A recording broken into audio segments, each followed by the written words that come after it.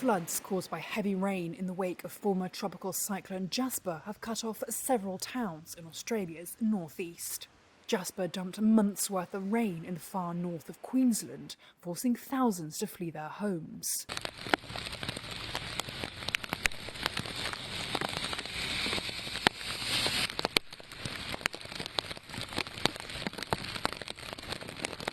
Queensland Premier Stephen Miles told reporters the flooding was the worst he could remember.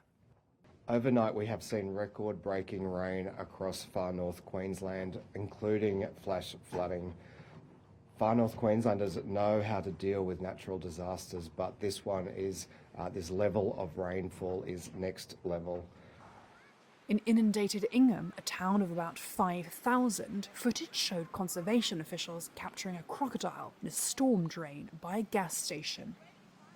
Cairns, the gateway town to the Great Barrier Reef and home to more than 150,000 people, received about 24 inches of rain over 40 hours through early Monday.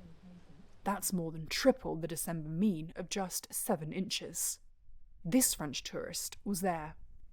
It's a little bit crazy, like we didn't expect it something like this. I never see flooding like this before, and it's the first time, so a little bit impressive for me. And yeah, it's getting like real, more or less. Officials are forecasting more rain as Jasper is likely to persist through Monday. Major flood warnings have gone out, with rivers set to break records dating back to 1977. More than 14,000 properties region-wide have lost power. Prime Minister Anthony Albanese said defence forces were on standby to launch rescue and relief efforts. As the northeast battles floods, Australia's southeast is on bushfire alert. Temperatures are expected to top 40 degrees Celsius or 104 degrees Fahrenheit on Tuesday in some Sydney suburbs.